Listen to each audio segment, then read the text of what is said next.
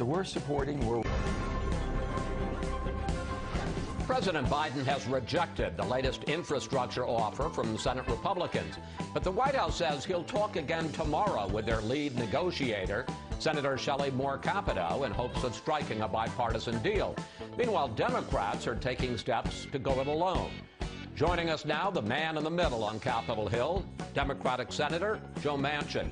Senator, the President and the Senate Republicans are still far apart on any kind of infrastructure compromise. I want you to take a look at some of the differences. We're going to put them up. The President now wants $1 trillion. He's come down from 2.25. $1 trillion in new spending on infrastructure. Republicans are offering $300 billion in new spending. The President proposes a minimum corporate tax rate of 15% to pay for it. Republicans oppose any tax increase. So, as you can see, they're far apart. You're part of another bipartisan Senate group working on a possible compromise. If this negotiation falls apart, and it sure looks like it's going to, what's your plan? Well, Chris, first of all, I commend the President and Senator Capito, my colleague from West Virginia, for continuing to work hard. They're working hard trying to find a compromise. They've come a long way, and they're moving in the right direction. We have to wait and see the outcome. You know, Shelley's also a part of what we call our G20 club, which is basically there's 10 Democrats and 10 Republicans. So we're working with everybody that we can, bringing all the different good ideas to the table of how we come together. We need a bipartisan infrastructure bill. We most definitely need that. And infrastructure is something that's been delayed for far too long by past administrations.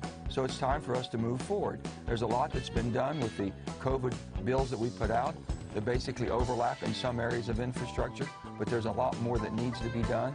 And I think we can come to that compromise to where we'll find a bipartisan deal. I'm very, very confident of that. Well, Secretary of Energy Granholm reiterated this morning that House Democrats are going to start their markup of the bill with or without Republicans. And if there is no compromise on infrastructure, and I think it's fair to say maybe not enough, but that Joe Biden has made some big concessions both on spending and a different tax plan. If it were to go in the Senate as a straight party line vote on, through budget reconciliation, will you support that kind of bill? In other words, I guess what I'm asking is a straight party line infrastructure bill better than no bill at all? Well, I think, I still have all the confidence in the world, Chris, we're going to get there. My goodness, the President has gone from $2.25 trillion down to $1 trillion. The Republicans have come up quite a bit from where they started. This is the same type of challenges we had back last year when we had to all get together and break a deadlock, but we're not there yet. I think they're going to be talking again tomorrow. We'll wait. We'll talk to Senator Capito after those meetings. We'll talk to the White House, and we think we can find a pathway forward. We're not that far apart. Look at the things, Chris. I want to say this. In the first 5 months of this year, we have operated more the way the Senate's supposed to operate in a bipartisan way than ever since I've been here in 10 years. So under Senator Schumer's leadership, we've had more bills, we've had more amendments voted on, we've gone through a normal process more, and people are continually trying to push us to more division. And I keep saying, let's continue to keep working. With this, the Senate's working. We've done bipartisan in the Asian hate crime bill. It was, 94-1. We're now based on the new frontier, the endless frontier. We're going to do that bipartisan next week as soon as we get back. So we're moving in the right direction.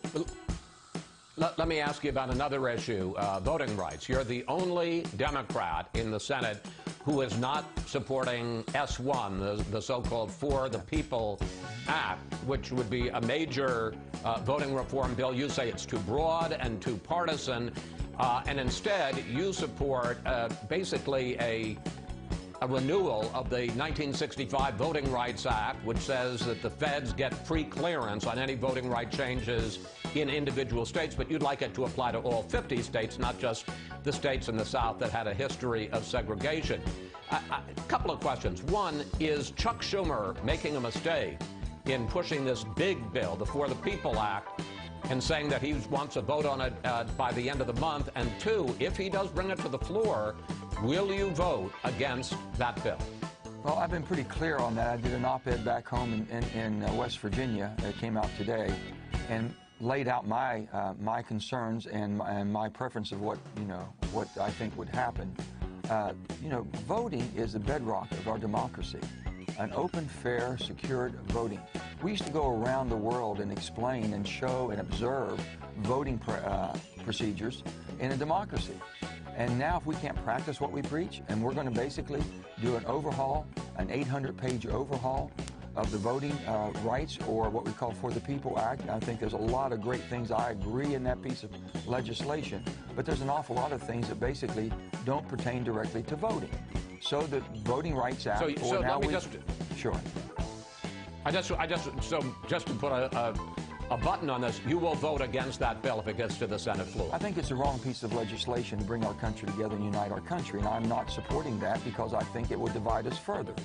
I don't want to be in a country that's divided any further than I'm in right now. I love my country, and I think my Democrat and Republican colleagues feel the same.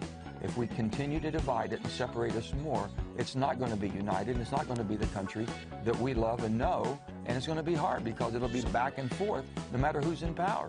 And that's why I've been protecting the process. Well, let me just ask, that brings us to a comment by President Biden this week about you and Arizona Senator Kyrsten Sinema. Take a look.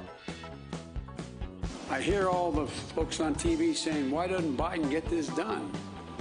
Well, because Biden only has a majority of effectively 4 votes in the House and a tie in the Senate, with 2 members of the Senate who vote more with my Republican friends. Now, we looked it up, and in fact, on bills that have gotten to the Senate floor, you have voted with President Biden 100% of the time, but you have opposed him on bills that haven't gotten to the Senate yet. For instance, this For the People Act, which the Democrats intend to put on the floor. You say you're going to vote against that. You're against the $15 minimum wage. I don't really want to get in the details of those, but is it fair when Joe Biden says he doesn't have solid support from Democrats like you?